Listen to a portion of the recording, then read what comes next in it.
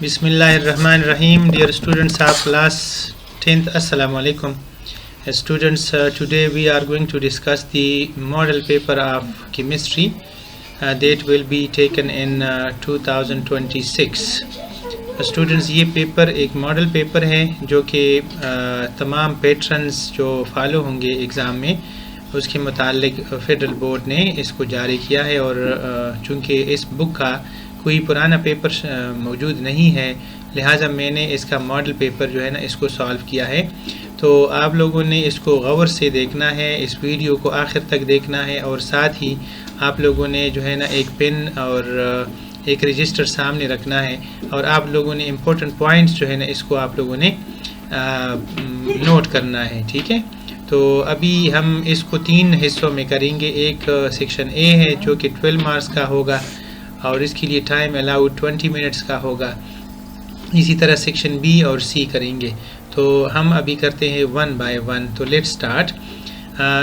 Question number 1, fill the relevant bubble for each part carries 1 mark. आपने जो given bubbles हैं इसको आप लोगों ने फिल करना है। बबल्स कहाँ होंगे? पेपर के अंदर जो है ना वो बबल्स बने होते हैं, जिस तरह अभी आपके सामने हैं ABCD। इसी तरह हमारे पास जो ऑप्शंस होते हैं वो ऑप्शन भी ABCD ऑप्शंस होते हैं। तो इनमें से आप लोगों ने सबसे करेक्ट ऑप्शन जो है ना उसको चूज़ करना है। करेक्ट ऑप्शन चूज़ करके आप लोगों ने फिर जो है ना उसी बबल को फिल करना है।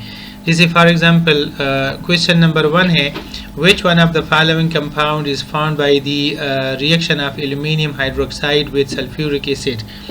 सल्फ्यूरिक एसिड और एल्यूमिनियम, जब आप एल्यूमिनियम हाइड्रोक्साइड आपस में रिएक्शन करते हैं तो उनसे कौन सा कंपाउंड हासिल होता है, आपने उस कंपाउंड के बारे में बताना है, उसका फार्मूला बताना है।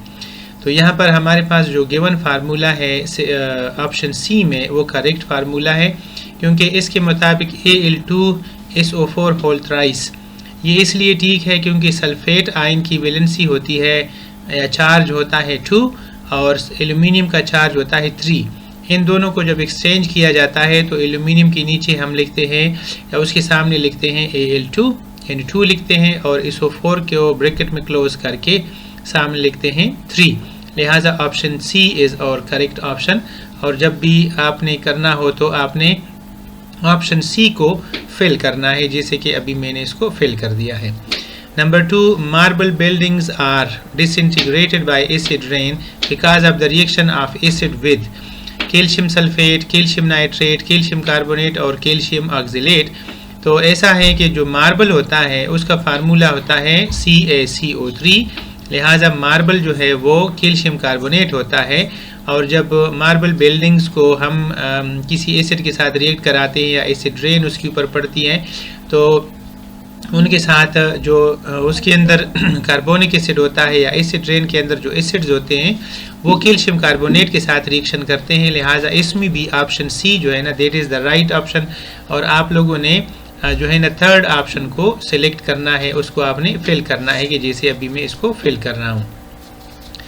Number 3, dipeptide is formed by joining 2 molecules of number A amino acids, B alcohols, 3 carboxylic acids और डी अमाइंस। तो ऐसा है कि डाइपेप्टाइड चेन जो है ये during the formation of proteins वो हम जो है ना वो बनते रहते हैं। और इसमें ऐसा होता है कि 2 अमाइनो एसिड्स जब आपस में मिल जाते हैं तो इससे एक डाइपेप्टाइड चेन या डाइपेप्टाइड लिंकेज बन जाता है। लिहाजा हमारा करेक्ट ऑप्शन जो है ना वो ऑप्शन ए है और आप लोगों ने इन बबल्स में से पहले बबल को फिल करना है। Number 4, 2 products obtained from the carbonating tower during the Solvay process are. Solvay process जब हो रहा होता है तो कार्बोनेटिंग टावर में 2 कंपाउंड्स बन जाते हैं, 2 प्रोडक्ट्स बन जाते हैं। वो कौन से हैं? Option A ammonium chloride in carbon dioxide, option B ammonium hydrogen carbonate plus ammonium chloride, तीसरा है सोडियम हाइड्रोजन कार्बोनेट या sodium bicarbonate and ammonium chloride, और डी में है सोडियम बाइकार्बोनेट एंड एमोनिया। तो इसमें जो करेक्ट ऑप्शन है वो है ऑप्शन सी, क्योंकि इसके अंदर क्या बनता है, इसके अंदर बन रहा होता है सोडियम बाइकार्बोनेट जो हमारा रिक्वायर्ड साल्ट होता है और साथ में एमोनियम क्लोराइड की फॉर्मेशन हो जाती है। नेक्स्ट की तरफ चलते हैं। यहाँ पर हमारा है क्वेश्चन नंबर 2 का, क्वेश्चन नंबर 1 का 5th पार्ट है, 5 नंबर ऑब्जेक्टिव है। तो इसको अभी हम इसको सॉल्व करते हैं। तो ऐसा है कि इसको पढ़ लेते हैं। The end product of the reaction of acetylene with concentrated alkaline KMnO4 is oxalic acid. In this reaction, acetylene undergoes reduction, oxidation, substitution or rearrangement. तो इसका जो करेक्ट ऑप्शन है वो है ऑप्शन बी, क्योंकि इसके अंदर जो एसिटाइलिन है वो ऑक्सीडाइज हो जाता है, उसके अंदर ऑक्सीजन शामिल हो जाते हैं और इस तरह से इस तरह से जो है ना वो कार्बोक्सिलिक एसिड या डाई कार्बोक्सिलिक एसिड, जिसको ऑक्सैलिक एसिड कहा जाता है, वो इसमें बन जाता है। तो लिहाजा हमारा दूसरा ऑप्शन ठीक है, बी ऑप्शन आपने फिल करना है। Number 6, 1 mole of an unsaturated hydrocarbon reacts with 1 mole of hydrogen to form a saturated compound. Predict the formula of unsaturated compound. पहला फार्मूला है C3H4, दूसरा है C6H12, तीसरा है C4H10 और चौथा है C7H16। तो ऐसा है कि इसमें ऑप्शन बी जो है ना ये करेक्ट ऑप्शन है, क्योंकि इसके मुताबिक जब कार्बन की तादाद 6 है तो हाइड्रोजन उसके साथ 12 है।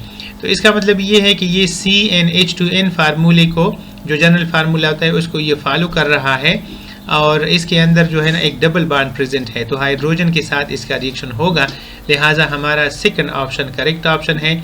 सो आप लोगों ने इन ऑप्शंस में से जो सेकंड ऑप्शन है इसको आपने फिल करना है और option B will be the correct option. ठीक हो गया। इसके बाद हमारा है नंबर 7। नंबर 7 में है कि if negative is a base because it, option A contains OH group, नहीं इसमें OH नहीं होता। B ionizes in water to give OH ions, ये ऐसा भी नहीं होता। C can accept an electron pair, ये भी नहीं होता क्योंकि इफ नेगेटिव के ऊपर ऑलरेडी नेगेटिव चार्ज है। और डी में है कैन एक्सेप्ट प्रोटॉन, ये प्रोटॉन एक्सेप्ट कर सकता है, तो इसलिए ये एक बेस है। This is the correct option, D is the right option और आप लोगों ने 4th सर्कल को फिल करना होगा। Number 8, which one of the following compounds is an aldehyde. इनमें से एल्डिहाइड कौन सा है? तो पहला कंपाउंड है जिसके अंदर OH लगा हुआ है, दूसरे कंपाउंड में COH है, तीसरे कंपाउंड में CHO है। यही हमारा एल्डिहाइड है क्योंकि CHO is the functional group of aldehydes. लिहाजा C is the right option और आप लोगों ने इनमें से जो 3rd सर्कल है उसको आप लोगों ने फिल करना होगा। Next, the pH of 10⁻³ molar aqueous solution of NaOH is. इसमें कहते हैं कि सोडियम हाइड्रोक्साइड का 10⁻³ मोलर सोल्यूशन है, इसका pH कितना होगा? तो याद रखिए कि सोडियम हाइड्रोक्साइड में OH आयंस होते हैं और जब OH आयन कंसंट्रेशन 10⁻³ हो तो फिर POH3 होगा और चूंकि pH इज इक्वल टू 14 में से आप लोगों ने 3 माइनस करना है, माइनस करके हमारा आंसर जो है आएगा वो 11 आएगा। लिहाजा B will be the right option और आप लोगों ने सेकंड सर्कल को आपने फिल करना है। Number 10, which one of the following pollutant is not produced by burning of fossil fuels. इनमें से कौन सा पोल्यूटेंट ऐसा है जो कि फॉसिल फ्यूल की बर्निंग से प्रोड्यूस नहीं होता? तो इनमें पहला है CO कार्बन मोनोऑक्साइड, दूसरा है NOx, तीसरा है CFCs, चौथा है SOx। तो इसमें जो करेक्ट ऑप्शन है वो ऑप्शन सी है क्योंकि CFCs जो है ना वो बर्निंग के दौरान प्रोड्यूस नहीं हुआ करते। आप लोगों ने 3rd सर्कल जो है ना वो फिल करना है, इस तरह से आपने इसकी फिलिंग करनी है।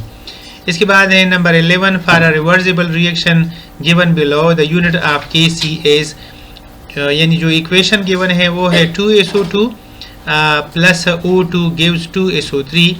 तो इसका जो यूनिट बनेगा वो किस तरह से बनेगा? यहाँ पर प्रोडक्ट्स 2 हैं, यहाँ पर रिएक्टेंट्स जो है ना वो 3 हैं, तो 2 के साथ कैंसिल हो जाएंगे, हमारा रिएक्टेंट 1 रह जाएगा। लिहाजा इसका जो यूनिट बनेगा वो बनेगा 1/mol per dm³।